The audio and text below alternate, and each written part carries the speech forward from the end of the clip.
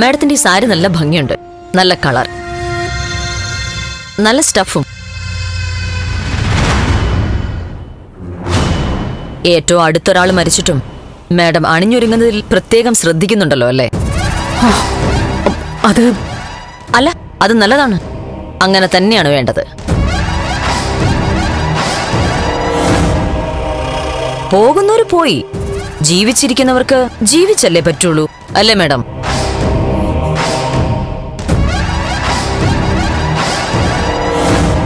ഇപ്പോഴത്തെ കാലത്ത് നമ്മൾ നന്നായിട്ട് ജീവിക്കാൻ വേണ്ടി മറ്റൊരാളെ ഇല്ലാതാക്കണമെങ്കിൽ മനുഷ്യരതും ചെയ്യും.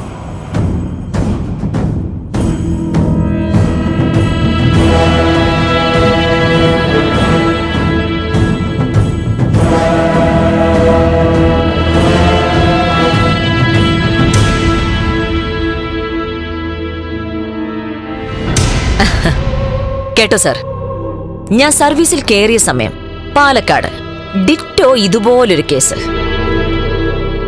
ഒരു വീട്ടിൽ ബന്ധുവായൊരു പെൺകുട്ടി മരിച്ചു കിടക്കുന്നു. അന്വേഷിച്ച് അവസാനം ഞങ്ങൾ കണ്ടുപിടിച്ചു, ആ വീട്ടിലെ ഒരു കക്ഷിയാണ് ആ കൊച്ചിനെ തട്ടിക്കളഞ്ഞത്.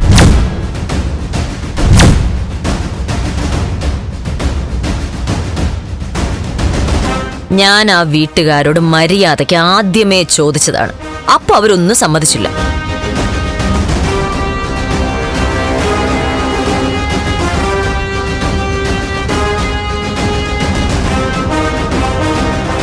പിന്നെ അവരാണെന്ന് തിരിച്ചറിഞ്ഞതിന് ശേഷം എന്റെ കലി മുഴുവൻ ഞാൻ അവരോട് തീർത്തു.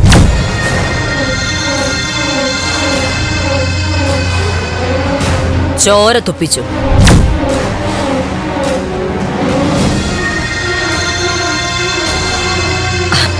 അല്ല സാർ, നമ്മളെ മനഃപൂർവ്വം പറ്റിക്കാണെന്ന് അറിഞ്ഞാൽ നമ്മൾ പിന്നെ അവരെ വെറുതെ വിടുവോ?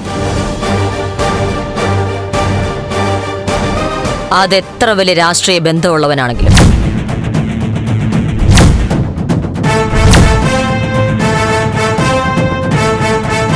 മാഡം ചോദിക്കാൻ ഉദ്ദേശിക്കുന്നത് എനിക്ക് മനസ്സിലാവും.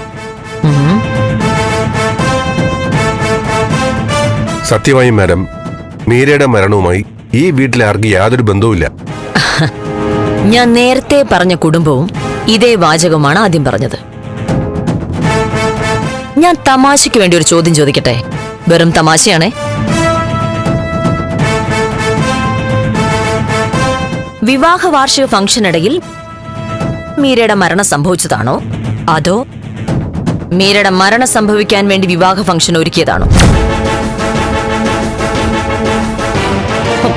അതെന്താ മേഡം അങ്ങനെ ചോദിക്കുന്നേ?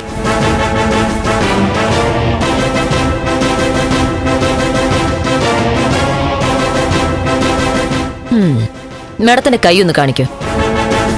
വലത്തെ കൈ. കൈപ്പത്തി തുറന്നു കാണിക്കൂ.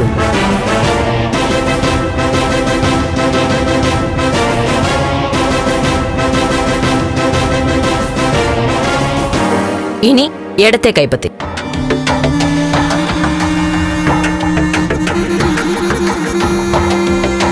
രണ്ട് കൈപ്പത്തിയും ചേർത്ത് വെക്കൂ. എന്താ മേഡം ഇത്? ചുമ്മാ ഒരു ഗെയിം.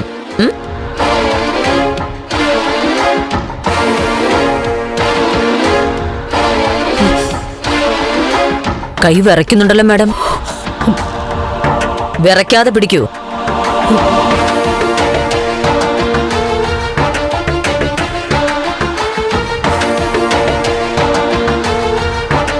വിരലുകൾ നല്ല ഹാർഡാണ്.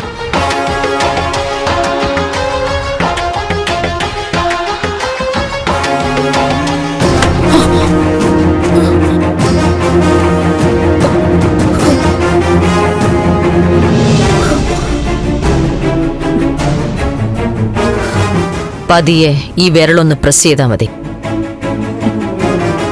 ഞാൻ പോലും തട്ടിപ്പോവും.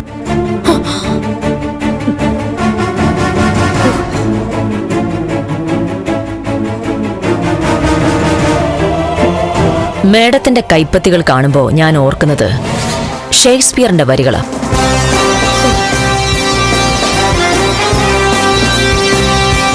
All the perfumes of Arabia will not sweeten this little hand.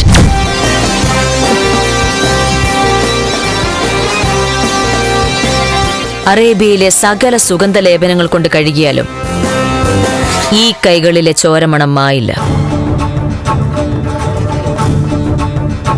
മാക്ബത്തിൽ lady മാക്ബത്തിന്റെ വാചകമാണ്.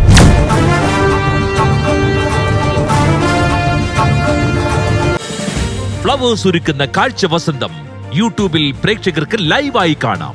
ഫ്ലവേഴ്സ് കോമഡിയിൽ ജോയിൻ ചെയ്യൂ, ആസ്വദിക്കൂ.